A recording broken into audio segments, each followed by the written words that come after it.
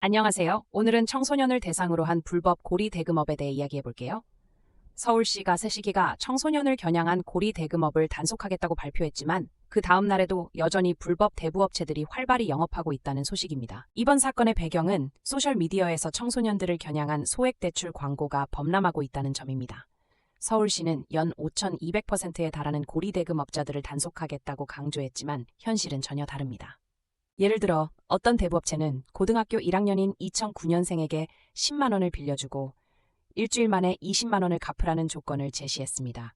이는 법정 이자율의 260배가 넘는 금리로 청소년들은 쉽게 이 유혹에 빠지게 되죠. 이런 불법 대부업으로 인해 청소년들이 재정적으로 심각한 어려움에 처하게 됩니다. 특히 많은 청소년들이 온라인 도박이나 게임 아이템 구매를 위해 돈을 빌리는 경우가 많아 이 악순환이 반복되고 있는데요. 그로 인해 더 큰 범죄로 이어지기도 합니다. 서울시는 이런 행위를 심각한 범죄 행위로 보고 수사에 나설 것이라고 밝혔습니다. 김현중 서울시 민생사법경찰국장은 청소년을 상대로 한 불법 대리 입금은 돈 거래 이상의 문제라고 강조했습니다. 여기서 중요한 메시지는 청소년들이 쉽게 접근할 수 있는 이런 불법 대출 광고에 대해 경각심을 가져야 한다는 점입니다. 이들은 청소년의 부주의를 이용해 돈을 빼앗고 있습니다. 결국 청소년들은 불법 대출의 피해자로 전락하게 되고 이를 걱정하는 부모님들도 많은데요. 서울시는 적극적인 단속과 함께 부모님들도 피해를 방지하기 위한 정보 공유가 필요하다고 주장하고 있습니다. 이제는 우리 모두가 이런 문제에 대해 주의를 기울여야 할 때입니다. 주변 청소년들에게 꼭 필요한 정보를 전하고 불법 대출의 위험성을 알리는 것이 중요합니다. 함께 이 문제에 대응해 나가요. 서울시가 발표한 단속 방침 후에도 여전히 고리대금 업체들은 온라인에서 활발히 영업하고 있습니다. 이는 단속이 전혀 효과를 보지 못하고 있는 상황임을 보여주죠. SNS에서 대리입금과 같은 키워드를 검색하면 쏟아지는 광고 글들을 보게 됩니다. 이들은 청소년들이 자주 검색하는 대중적인 키워드를 활용해 노출을 극대화하고 있습니다. 불법 대부업체들은 최대 50만 원까지 청소년에게 빌려주지만 이자율은 어마어마하게 높습니다.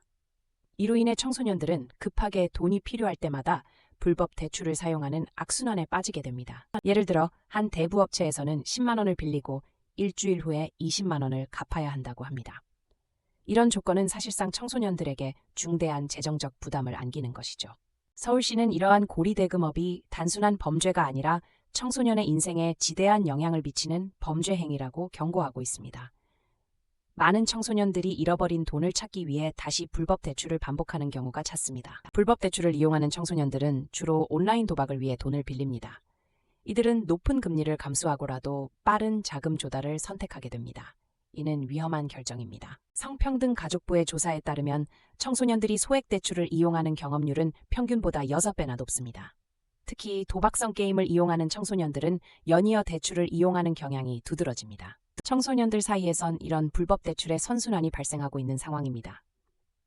한 달에 한 번 이상 대출을 이용하는 청소년도 많아 이는 심각한 사회적 문제입니다. 돈을 갚지 못하는 청소년들은 심지어 교내에서 금품을 갈취하는 범죄로 이어질 수 있습니다.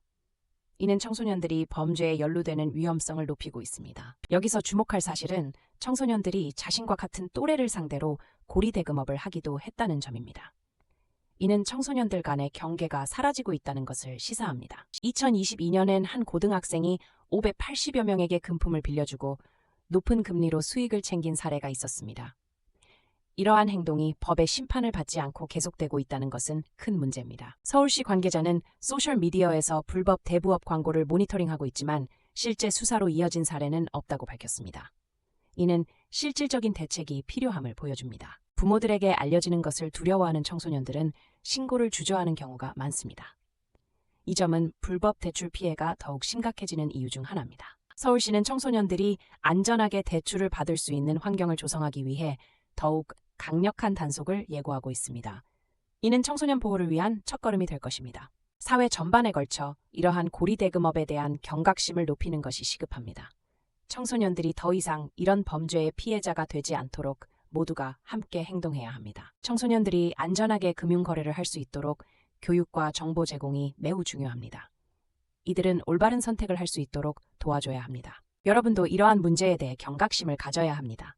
가까운 청소년들에게 이런 사실을 알려주고 함께 대처할 수 있는 방법을 모색하는 것이 중요합니다. 불법 대부업체들이 청소년들을 대상으로 하는 행위는 결코 용납되어서는 안 됩니다. 사회 전체가 나서서 이 문제를 해결해야 할 책임이 있습니다. 서울시는 앞으로 불법 대출을 단속하기 위해 더욱 다양한 방법을 모색할 것입니다. 이는 청소년들의 안전망을 강화하는 중요한 조치로 평가받아야 합니다. 이제는 우리 모두가 청소년을 보호하기 위해 나서야 할 때입니다.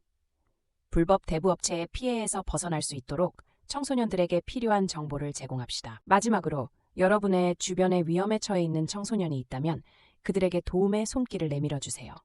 함께하면 이 문제를 해결할 수 있습니다. 오늘도 시청해 주셔서 감사합니다. 앞으로도 청소년 보호에 대한 관심과 행동을 잊지 말아주세요. 우리가 함께하면 더 나은 사회를 만들 수 있습니다.